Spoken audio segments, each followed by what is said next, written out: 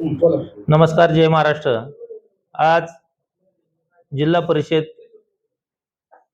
निवडणुकीसाठी जो अर्ज भरण्याची तारीख होती, ती अर्ज भरण्याची तारीख आज शेवटची 3 वाजेपर्यंत होती आणि ती आता संपलेली आणि शिवसेना पक्षाकडून भोर तालुक्यामध्ये 3 जिल्हा परिषद गटामध्ये उमेदवार उभे आहेत आणि पंचायत समिती गणामध्ये शिंदेवाडी गणामध्ये आमचं स्वप्नील शिंदेवाडी, त्याचप्रमाणे खाली नसरापूर गणामध्ये प्रवीण धावले निदान सांगवीचा उमेदवार आहे।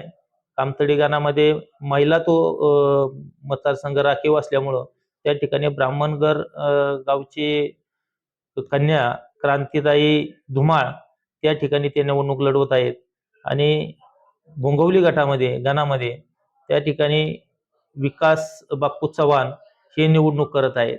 त्याचप्रमाणे बोलावडे गटामध्ये जिल्हा परिषदेची निवडणूक सागर धुमाळ ते जयतपाटचे विद्यमान सरपंच आहेत, ते ती निवडणूक करत आहेत आणि भोलावडे गणामध्ये पंचायत समितीसाठी अक्षय चव्हाण हे त्या ठिकाणी निवडणूक लढवत आहेत।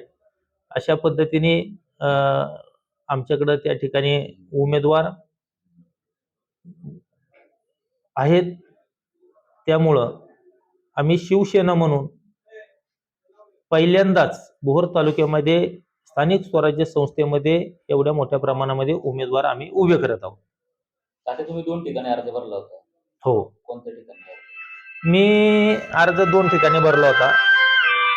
त्या ठिकाणी जो माझा होमपिच आहे तो म्हणजे नसरापूर वेळुगड, 2 वेळा त्या ठिकाणी जिल्हा परिषदेचं मी नेतृत्व केलेलं होतं आणि परत नव्याने तो मतदारसंघ फुटल्याच्या नंतर बोंगवली आणि वेळू असा गण झाला होता, त्याही ठिकाणी आम्ही नेतृत्व केलं होतं।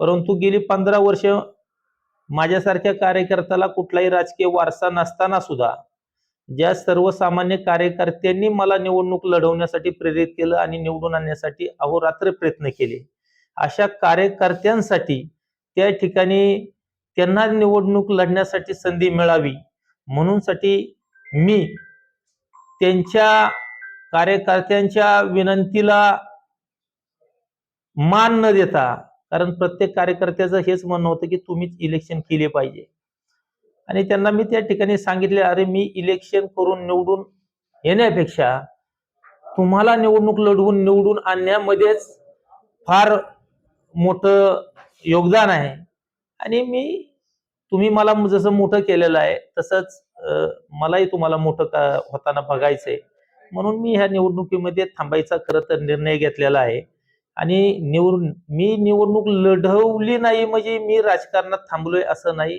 आता दुगण्या रफ्तारने मी त्या ठिकाणी राजकारणामध्ये सक्रिय राहील आणि राजकारण हा माझा व्यवसाय नाही।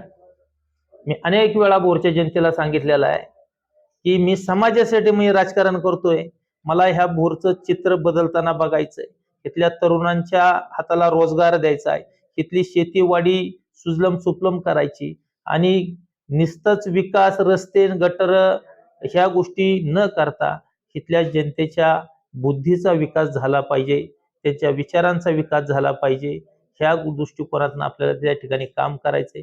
जी पारंपरिक अनेक वर्ष जे लोक ह्या तालुक्यामध्ये ह्या भागामध्ये राजकारण करतायत आणि तरी सुद्धा कुठेही त्या ठिकाणी तरुणांना रोजगाराच्या संधी उपलब्ध करून नाही दिलेल्या किंवा शेतीच्या बाबतीमध्ये उदासीनपणा आहे।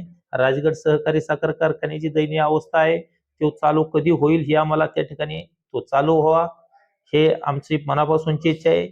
आता भाऊंनी त्यांच्या ह्याच्यामध्ये सांगितलं ते त्या ठिकाणी संचालक आहेत, जी तिथला कारभार कसा चालतोय किंवा काय, तर मीच त्यांना विरोध केला की आता सध्या लगेच त्या गोष्टीवरती बोलू नका, आपल्या समोर जिल्हा परिषदेची निवडणूक आहे, आपल्याला ती निवडणूक जिंकायची। अशा पद्धतीने मग अशी कुणीतरी विचारलं की तुम्ही थांबले, बाकीच्या इतर लोकांनी 2-2 अर्ज भरलेले आहेत, तर म्हणूनच मी त्या म्हणजे कुणी किती अर्ज भरावे जो तो आपल्या क्षमतेने ताकदीप्रमाणे राजकारण करत असतो। मी एक सर्वसामान्य साधा कार्यकर्ता आहे आणि माझा कार्यकर्ता माझ्यापेक्षा साधा आहे, तो मला मोठा करायचा आहे, एवढंच या ठिकाणी सांगतो।